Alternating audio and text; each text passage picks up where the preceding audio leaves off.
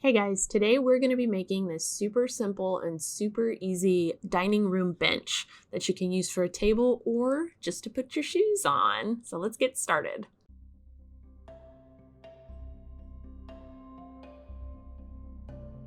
So I'm just starting off as always by measuring and cutting way too many 2x4s. This thing is mainly made out of 2x4s and the bench seat itself is a 2x12. So we're going to start with the legs here. And what I did is I cut 6 pieces at 17¼ inches and 6 pieces at 11¼ inches.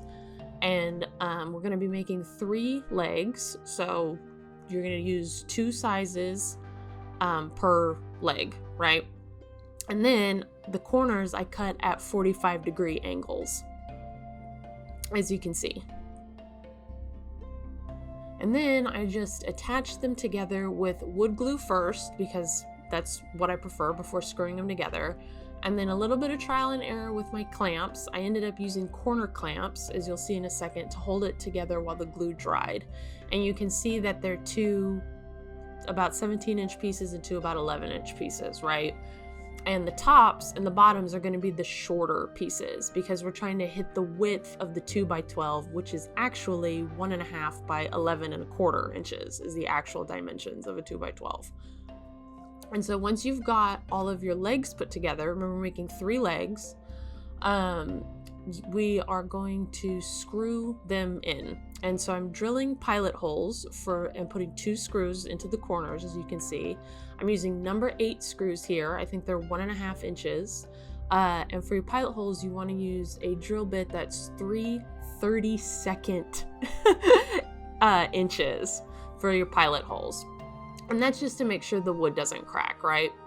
And then in between those, on the other side of the corner, I'm putting a 4-inch wood screw to really hold these legs together, because all the weight, is going to be coming in from the top where these big screws are going to be holding. And these are number 10 screws. And so your pilot hole needs to be, you use a 7/64 inch bit. Blech, those are some fractions. And so I just do that for each of the legs. So 2 of the smaller screws in the corner, then 1 big one on the other side of the corners.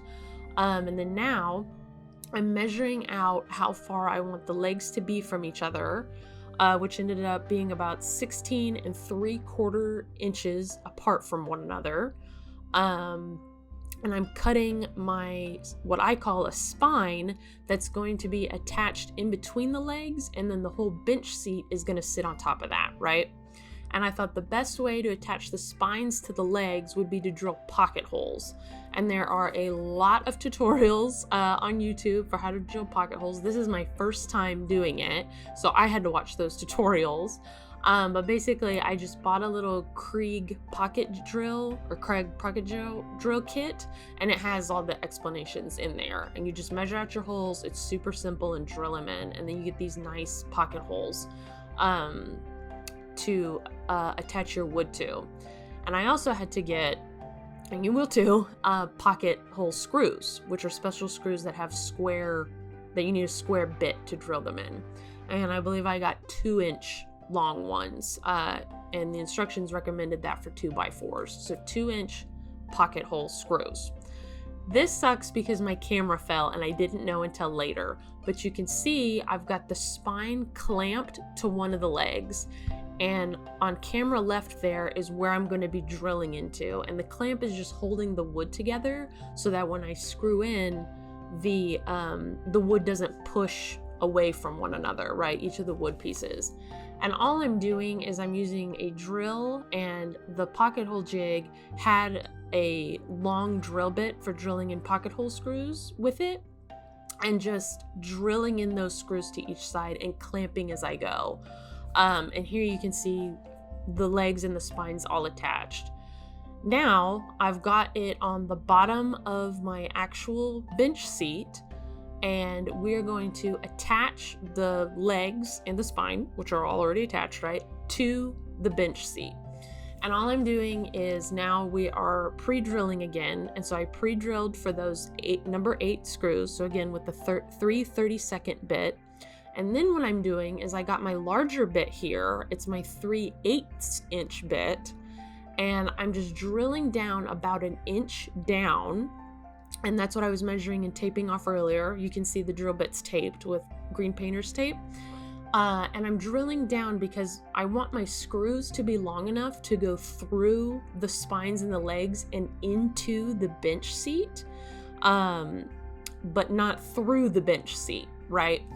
And so if I hadn't did these like a little bit bigger holes that the screws would go into, and they're not flush with the spines, right?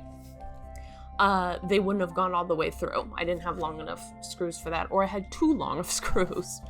And then what I did was I just tapped in, you can do this or not, but I wanted to hide those screws, and so I just tapped in some 3/8 inch dowels in there is all. And so those are in there now. And then now, it's a whole bunch of staining. staining, and I'll have this video up later. But I also built a dining room table, and I just haven't edited the footage yet because it was a really big project. But this bench I made to match the table, and so the stain is the same, and it's Minwax red oak is the color. And I just think it's turned out so pretty. It really turned out gorgeous on that table. I can't wait to show you guys. If y'all are on my Instagram, you already know. You can follow me at Cody's Craft Corner. But so I'm just using the same color stain, and all I do is I just brush on a little and use a cloth rag there to really wipe it off. Like, that's how I prefer to stain, because I don't want it to be too dark, because you can always make it darker, right? You can't make it lighter. You'd have to start all over. And so that's what I do. Like, I don't leave it on for any amount of time before wiping. And so then, but also it dries really fast, which is nice. And so I'm just doing all the bottom thoroughly, let it dry for a while. It doesn't take too long because I do it so thin. But I usually give it about a day, to be fair. And then I just flipped it over, and I'm just staining the top, and then I'll stain the bottoms of the legs there that you can see are unstained. And again, you can really see, like, I just brush it on and then use the rag to wipe it off and blend it, right? So I don't have any streaks or anything. It may not look like the best way, but the rag really does blend it really, really, really well. And I never have streaks or any or like, weird coloring or patches or anything like that. And so I finish at the top, then I'm doing the bottoms. I only do one coat of stain. And then when the stain's all dry, I'll coat it with 2 coats of poly. All right. So I just did 2 coats, and then all done. Look at this thing. I think it turned out so good. I don't have the table in the shot. It's right behind me, but it matches the table. Like, the legs are very similar. The coloring is obviously the exact same. And here I'll show you some details. You can see those 2 screws right there that I put in. Remember, those are the number 8 screws. And then hidden are those big, long 4-inch screws. So that way they can hold your weight when you're sitting on them, right? And you can see the spines underneath.